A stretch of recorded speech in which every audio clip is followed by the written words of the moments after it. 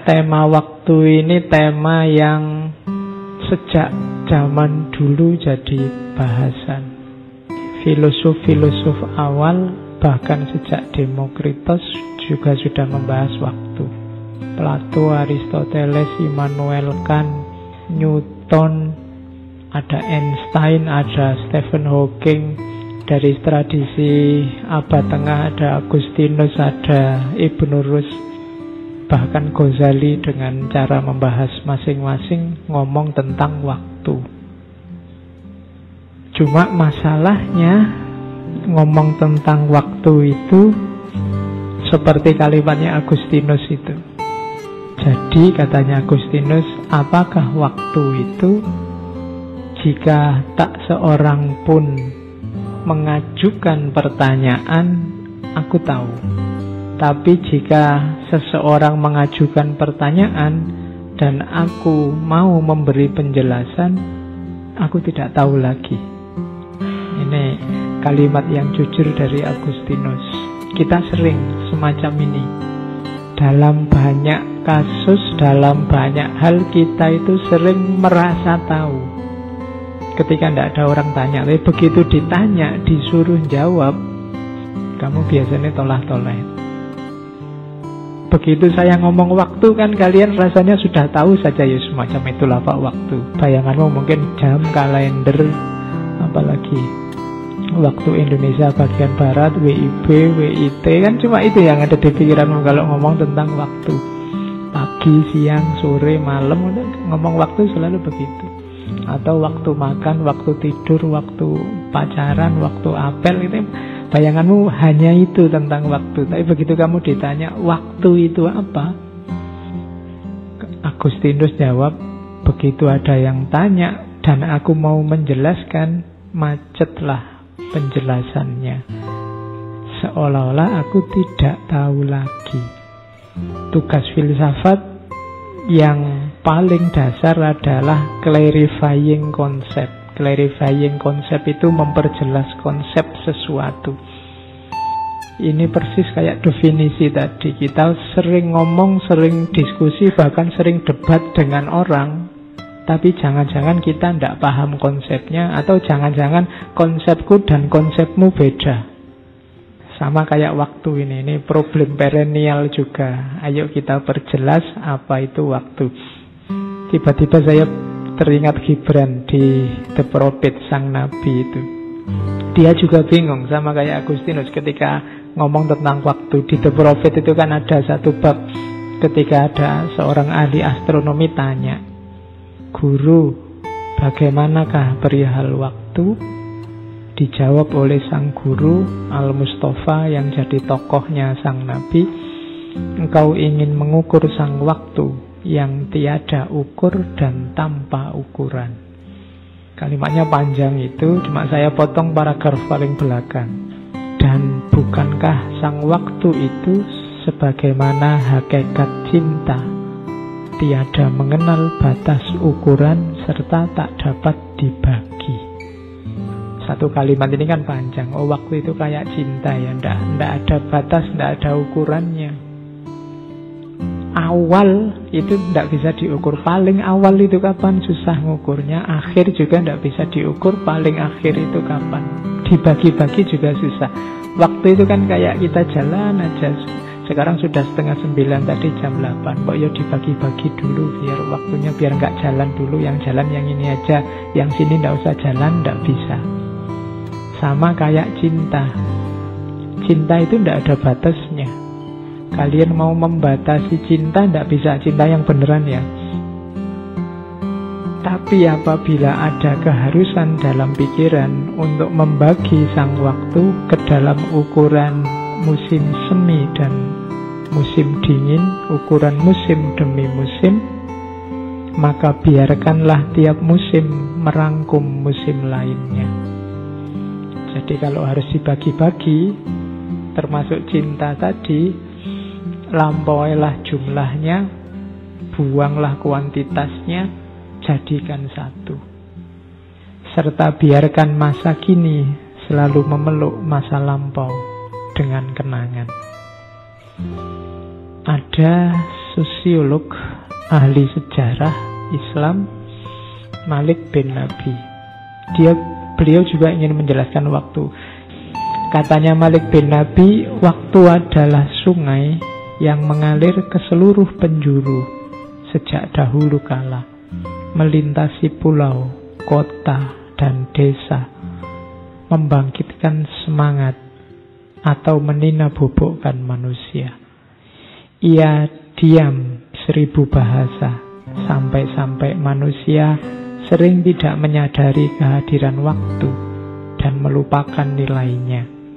Walaupun segala sesuatu selain Tuhan tidak akan mampu melepaskan dirinya dari waktu. Gagasan-gagasan dasar tentang waktu. Yang pertama Plato sama Aristoteles. Ini guru murid, cuma pendapatnya berbeda. Tidak masalah. Mungkin kalau Plato ngerti betapa dahsyatnya Aristoteles, dia luar biasa bangga. Dan dua orang ini nanti banyak mempengaruhi tradisi filsafat Islam dan teologi Islam dalam pandangannya tentang waktu. Kalau bagi Plato, waktu itu diciptakan abadi bareng sama dunia. Karena adanya waktu ini kan perputaran dunia ini, perputaran alam semesta, itu kan yang melahirkan waktu. Dulu, kemarin, besok, itu kan matahari berputar, alam berputar, lahirlah namanya durasi, waktu. Jadi dia adalah makhluk, termasuk generasi makhluk pertama begitu Allah menciptakan makhluk. Begitu ada makhluk, saat itu juga lahir waktu. Saat itu juga lahir masa. Cuma pendapat ini nanti dibantah oleh muridnya Aristoteles. Katanya Aristoteles, ada lemahnya pendapatnya Pak Guru saya Plato ini. Lemahnya di mana? Kalau menurut Aristoteles, waktu mendahului alam semesta. Karena alam semesta ini kan logikanya diciptakan. Kalau dia diciptakan berarti ada fase, tidak ada kemudian ada. Fase tidak ada ini kan ada waktu sudah kan. Sebelum ada alam dengan saat ada alam. Sebelum itu kan sudah menunjukkan waktu. Jadi ada waktu sebelum alam. Padahal tadi waktu itu kan bukankah muternya alam. Alam itu kan baru. Berarti waktu ini mendahului alam. Cuma ya kalau dipikir nanti bulat. Sebelum Allah menciptakan waktu, apa sudah ada waktu? Ayo, susah ya mikir filsafat itu. Dan ini nanti masuk ke para teolog ketika memperdebatkan ciptaan. Ini diantara subjek yang dibahas oleh Ghazali dan nanti dibantah oleh Ibnu Rus di Tahafut dan Tahafut tentang kebaruan alam. Ya termasuk penciptaan alam itu kan penciptaan waktu tadi. Kapan Allah menciptakan waktu? Akal tidak bisa membayangkan sesuatu yang dari tidak ada kemudian menjadi ada dan dia mendahului waktu. Jadi itu debat klasik. Kalau ini namanya debat metafisik. Metafisik itu dibalik fisik. Filsafatnya namanya filsafat spekulatif. Aslinya gimana? Ya kita tidak tahu. Pokoknya pinter-pinteran saja, cerdas-cerdasan saja. Ini perdebatan klasik. Masuk ke modern Newton. Newton ini termasuk yang berpandangan waktu itu mutlak sifatnya. Dia eksak, mutlak, independen, punya logik sendiri, punya proses sendiri. Di orang-orang modern nanti waktu diasumsikan sebagai linier dan terbatas. Maksudnya linier itu waktu itu jalan terus, tidak mungkin balik. Nah, kalau di modern waktu itu jalannya linier ke depan terus. Hati-hati waktu itu terbatas, maka jangan sampai kamu terlena. Karena begitu lewat, hilang sudah. Kayak kamu naik kereta, begitu ketinggalan selesai sudah. Karena keretanya tidak bisa balik. sudah terlanjur jalan. Ini basicnya cara berpikir modern. Di antara tokohnya Newton. Jadi waktu itu sifatnya linear, terbatas. Itu yang muncul banyak istilah hari ini kan, ada keburu waktu, kehabisan waktu. Jadi seolah-olah kenapa waktu bisa habis? Ya karena waktu terbatas. Bahkan ada time is money.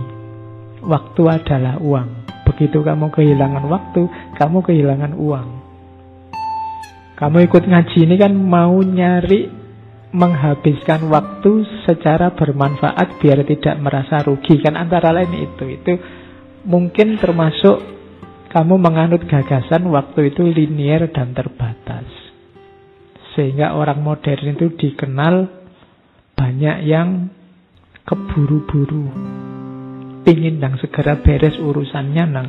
Nah, itu karena dia punya pendapat waktu ini harus dimanfaatkan baik-baik, karena dia jalan terus, tidak bisa kembali. Oke, ini gagasannya Newton, dasarnya, yang punya teori gravitasi. Waktu itu mutlak, waktu itu absolut, dia berjalan secara linear dan terbatas. Pandangan kedua kebalikannya. Waktu itu sirkuler, berputar. Jadi tidak jalan habis, tapi apa balik. Ya mungkin dari segi kuantitas waktu itu bisa hilang, tapi dari segi kualitas dia bisa balik. Jadi waktu itu berputar ulang. Waktu itu melingkar, dia ada pola-polanya. Waktu itu bukan sumber daya yang terbatas, tapi dia tidak terbatas, berulang terus. Jadi sejarah itu berulang. Kalau ada yang punya pandangan begitu, itu namanya punya pendapat waktu itu sirkuler. Jangan takut kehabisan waktu, waktunya selalu ada dan berputar lagi. Kamu males kok terus gagal, jangan putus asa. Akhiri kemalesanmu, nanti kamu akan jadi sukses. Jangan khawatir, muter. Tapi kalau kamu malas, ya muter lagi, kamu ketemunya gagal lagi. Jadi itu waktu sirkuler. Kalau orang Jawa, ideologi waktu sirkuler ini nanti misalnya jadi pandangan tentang cokro manggilingan. Jadi hidup ini kayak roda, dia berputar, kadang di atas, kadang di bawah. Yang tadi di atas mungkin besok di bawah, yang tadi di bawah mungkin besok ke atas lagi. Itulah hidup. Jadi itu di Jawa. Makanya kuasailah cokro manggilingan ini. Kalau di Jawa kuncinya apa? Triwikromo. Triwikromo itu menguasai 3 dunia. Masa lalu, masa kini, dan masa depan. Kalau 3 dunia ini kamu kuasai, maka kamu bisa menaklukkan cokro manggilingan tadi. Naik turunnya hidupmu tidak lagi berpengaruh padamu. Kalau pas di bawah, kamu juga tidak akan merasa kesakitan. Kalau pas di atas, kamu tidak akan lupa diri. Yang benar yang mana, Pak? Linear apa sirkuler? Ya kamu butuhnya yang mana? Hidup itu kan begitu. Kalau kamu butuh, ingin efektif, Pak, segera menemukan kesuksesan, mungkin kamu butuh ideologi waktu yang linear. Nah, harus efektif, serius, karena waktunya bisa habis. Tapi kalau kamu mungkin sedang ingin menikmati hidup, sedang ingin santai, sedang ingin bersyukur, nikmatilah alur waktu yang sirkuler. Banyak pandangan sirkuler ini ditemukan dalam falsafah timur, pandangan-pandangan timur. Jadi lebih cocok sama mental timur. Mungkin kita lebih sreg sama yang sirkuler. Tapi kita tetap harus punya senjata yang linear tadi. Karena kalau tidak begitu, mungkin kita santai-santai terus. Begitu waktunya sumpek, harusnya bangkit. Alah biasa, Pak, hidup itu kadang di bawah, kadang di atas. Kamu tidak berjuang-berjuang kamu nanti. Cuma jangan kemerungsung maju terus. Tidak apa-apa. sekali-sekali gagal ya enggak apa-apa. Balik lagi, ditunggu saja, selalu ada kesempatan. Kan ada yang bilang kesempatan tidak datang 2 kali. Nah, itu teori waktu linier. Ya.